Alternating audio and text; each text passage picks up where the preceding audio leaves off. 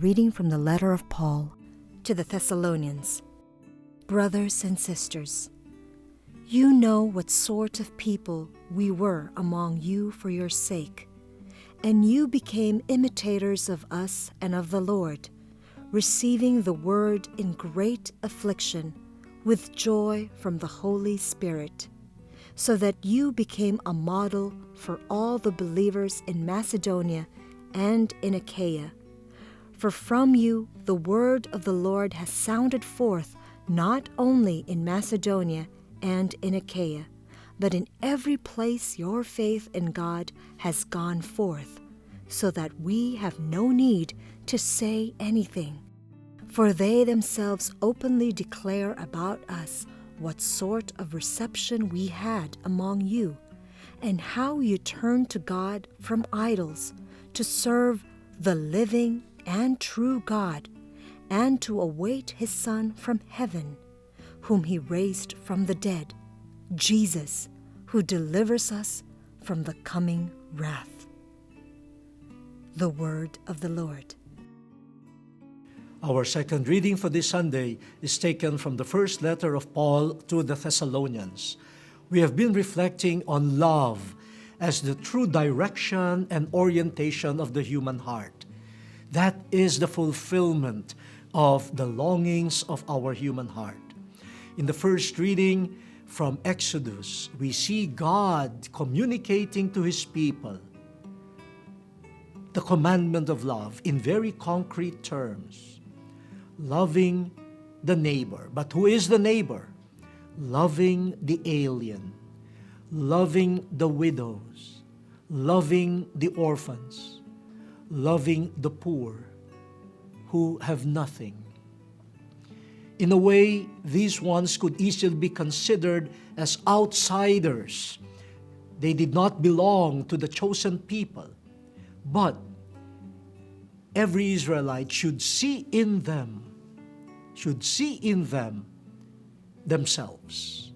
They are the bearers of the face of every person who belongs to God's chosen people. And so they must love them fully, truly. In the second reading, St. Paul can become a model to us of love.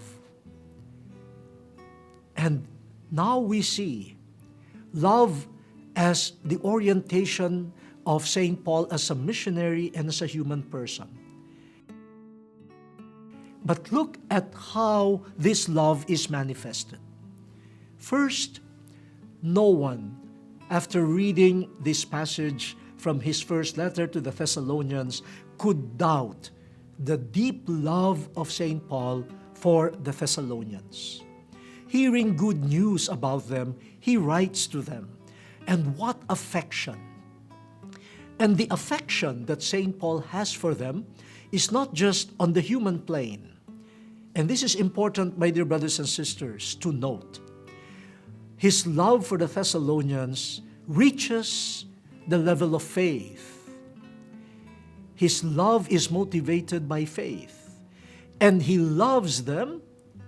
How does he manifest his love for the Thessalonians? By caring for them spiritually. This is an important aspect of loving. While feeding the hungry, giving drink to the thirsty, clothes to the naked, etc., are all part of God's command. We should not forget there are also spiritual actions that are acts of love, acts of mercy, and to provide spiritual care to people is one of the greatest acts of love we can render to them. In fact, Pope Francis once said in a homily that one great injustice in the world right now is the lack of pastoral and spiritual loving or care being given to the poor. Yeah, to care for people spiritually, to nurture their faith, to lead them to God, is an act of love. And St. Paul, in the second reading, shows that. Read the second reading carefully, and you could see the heart of St. Paul loving them. And his desire is for the Thessalonians to become closer to God and to know God faithfully. But we also see another aspect of the love of St. Paul.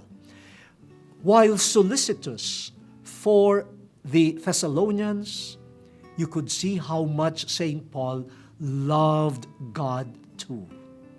He was willing to offer his whole life so that the gospel of Jesus could be preached. He was willing to undergo all suffering for the gospel, for the service of God. In the second reading, we have in the person of St. Paul what we have been developing as a theme. The direction of one's life is love. And in St. Paul, two loves come together. Love of God and love of neighbor. For love to unite and integrate my life, it must be total. It must be directed to both God and neighbor. Then your life has one direction.